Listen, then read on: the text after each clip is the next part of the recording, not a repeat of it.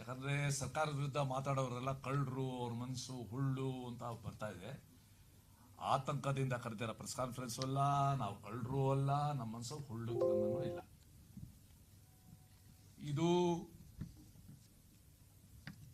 ರಾಜ್ಯದ ಸಚಿವ ಸಂಪುಟ ಸಭೆ ಅಂತಂದ್ರೆ ಒಂದಷ್ಟು ರಾಜ್ಯದ ಭವಿಷ್ಯದ ದೃಷ್ಟಿಯಿಂದ ಮಾಡಬೇಕಾದ ಸಭೆಗಳು, ಅಲ್ಲಿ ತಗೋಬೇಕಾದ ನಿರ್ಧಾರ, ಅವ್ರು ತಗೋಬೇಕಾದ ಕ್ರಮ. ಆ ಪ್ರೆಸ್ ಕಾನ್ಫರೆನ್ಸ್ ಆದಮೇಲೆ ರಾಜ್ಯದ ನಾಗರಿಕರಿಗೆ ಒಂದು ಭರವಸೆ ಬರಬೇಕು. ಯಾವ್ದಾದ್ರು ಪ್ರೆಸ್ ಕಾನ್ಫರೆನ್ಸ್ ಆದ್ರೆ, ಬ್ರೀಫಿಂಗ್ ಆದ್ರೆ ನನಗೆ ಅನಿಸುತ್ತೆ ನಿನ್ನೆ ನಡೆದಿರುವ ಸಚಿವ ಸಂಪುಟ ಸಭೆ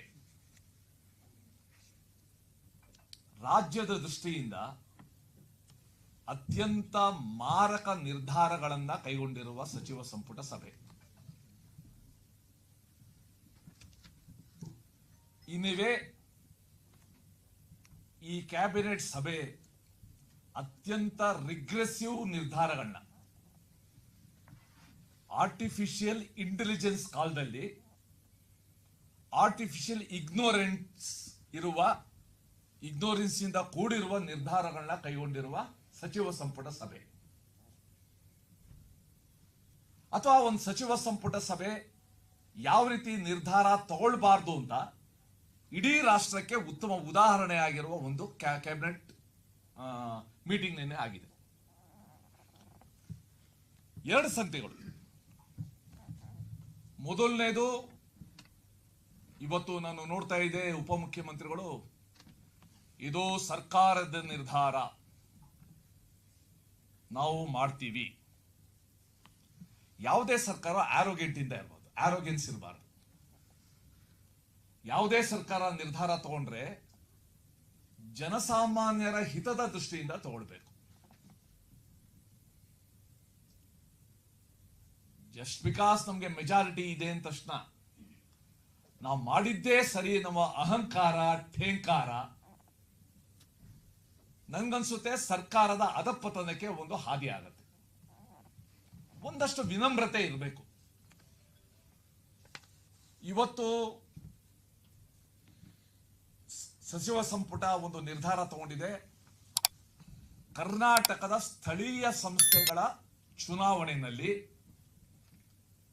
ನಾವು ಎಲೆಕ್ಟ್ರಾನಿಕ್ ವೋಟಿಂಗ್ ಮೆಷಿನ್ ಬದಲಿಗೆ ಬ್ಯಾಲೆಟ್ ಪೇಪರ್ ಹೋಗ್ತೀವಿ ಅಂತ ಒಂದು ಹೇಳಿದ್ದಾರೆ. ಕರ್ನಾಟಕದ ರಾಜಧಾನಿ ಬೆಂಗಳೂರಿನ ಶಕ್ತಿ ಸೌಧದಲ್ಲಿ ತಗೊಂಡಿರುವ ನಿರ್ಧಾರ. Bengaluru it is a silicon city of India. Silicon city ಎನ್ನುವ ಹೆಸರಿಗೇನೆ ಇವರು ತೋರಿಸ್ತಾ ಇರುವ ಒಂದು ದೊಡ್ಡ ತಿರಸ್ಕಾರ ಇದು.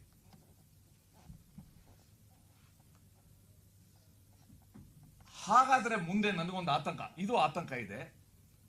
ಇನ್ಮೇಲೆ ಫೋನ್ ಪೇ ಬೇಡ, ಬರೀ ಕರೆನ್ಸಿನೇ ಶುರು ಮಾಡ್ತೀವಿ, ಯಾಕೆ ಡಿಜಿಟಲ್ ಪೇಮೆಂಟ್ ಅನ್ನುವ ನಿರ್ಧಾರನೂ ಕೂಡ ಕ್ಯಾಬಿನೆಟ್ ತಗೊಂಡ್ಬಿಡುತ್ತಾ ಅಂತ ನಮಗೊಂದು ಭಯ ಇದೆ.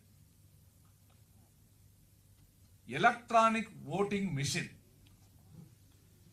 It is A tried, tested, trusted system.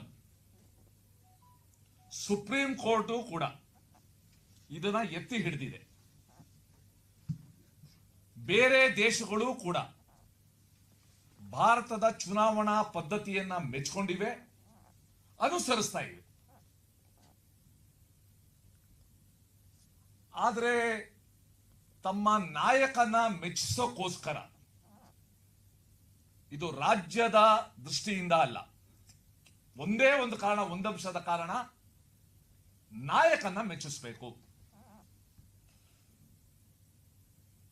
ಆ ತಾಳಕ್ಕೆ ಕುಣಿಬೇಕು. ಅದಕ್ಕೋಸ್ಕರ ನಾವು ಎಲೆಕ್ಟ್ರಾನಿಕ್ ವೋಟಿಂಗ್ ಮೆಷಿನ್ ಅನ್ನ ನಾವು ಉಪಯೋಗಿಸೋದಿಲ್ಲ ಅಂತ ಒಂದು ನಿರ್ಧಾರನ ಇವತ್ತು ಪ್ರಕಟಿಸಿದ್ದಾರೆ. ಮತ್ತೆ ಅದಕ್ಕೆ ಉಪಮುಖ್ಯಮಂತ್ರಿಗಳು, ಬೃಹತ್ ಕೈಗಾರಿಕಾ ಸಚಿವರು ಎಲ್ಲರೂ ಕೂಡ ಭಾರಿ ಸಮರ್ಥನೆಯನ್ನು ಕೂಡ ಮಾಡಿದ್ದಾರೆ. ಇದು ಒಂದು ಸ್ಟಾರ್ಟ್ಅಪ್ ಅಂತ ಅನ್ಕೊಂಡಿದ್ದಾರೆ.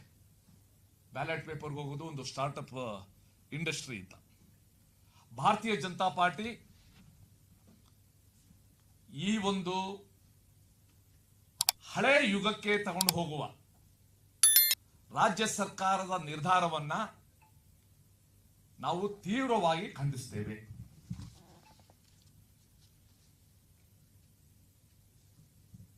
ಎರಡ್ 2023ನೇ ಇಸ್ವಿ ಮೇನಲ್ಲಿ ಈ ಸರ್ಕಾರ ಆಡಳಿತಕ್ಕೆ ಬಂತು. ಅವರು ಬಂದಿದ್ದೇ ಇವಿಎಂ ಮುಖಾಂತರ, ಎಲೆಕ್ಟ್ರಾನಿಕ್ ವೋಟಿಂಗ್ ಮಿಷಿನ್ ಮುಖಾಂತರ ನಡೆದ ಚುನಾವಣೆಯಲ್ಲಿ ಅವರು ಗೆದ್ದು ಬಂದಿದ್ದು.